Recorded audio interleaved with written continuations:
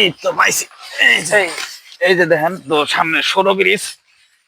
ব্রিজের প্রত্যেকটা ব্রিজের সামনে একটা ল্যাম্পেলিট থাকে, যে সাইনবোর্ড থাকে যে সামনে 16 ব্রিজ সাবধানে চালান গাড়ি।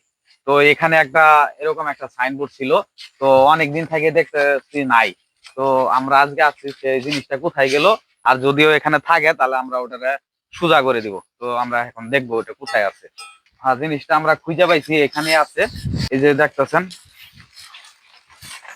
এই যে জিনিসটা এখানে আছে। তো এখানে এটা যেহেতু এখানে পইরা আছে, প্রায় অনেক দিন থেকে পইরা আছে, আমরা জিনিসটা আজকে আমাদের নজরে আসলো, এর জন্য আমরা আজকে এটা ঠিক করে দিব। এই তো পাইছি। এই যে দেখেন তো সামনে 16 ব্রিজ। এটা মানে খুবই ভয়ানক ভাবে উল্টে আছে। তো এটা আজকে আমরা তাড়া করাই দিব। এটা কোনোভাবে দিকে ধর।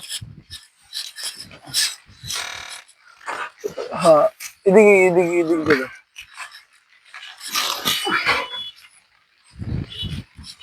এইটা কাটতে দিই। ধরো বেল, তুমি এটা ধরো। অনেক এলজেডি লোক ছিল, তারা তাদের নজরে আসলে জিনিসটা পড়ে নাই। তো আমাদের নজরে যেহেতু জিনিসটা পড়ছে, এর জন্য আমরা, তো এখানে আসলে প্রচুর মাটির দরকার। মাটি নাই, কিন্তু যেভাবে হোক আমরা আসলে মাটি যেখান থেকে পারি নিয়ে আসবো। ধর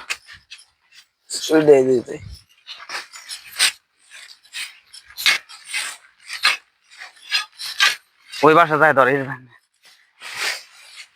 ধর।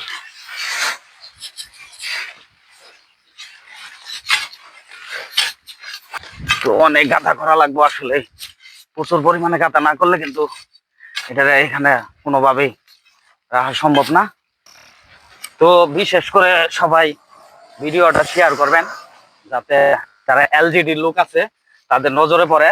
আরো অনেক জায়গায় এরকম অনেক যে সাইনবোর্ড গুলি আছে, আসলে অনেক জায়গায় এখন বর্তমানে নাই, যাতে ওই সব জায়গায় ওরা দেখে যে কোনো জায়গায় দেওয়া যায় বা না দেওয়া যায়।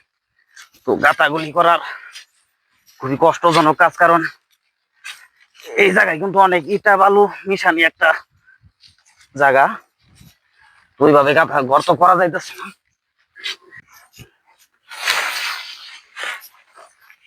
তো আজকে আমাদের এই কাজটা সম্পন্ন হলো, দেখলেন ওই যে ব্রিজটা, ওইখানে কিন্তু আরেকটা আছে।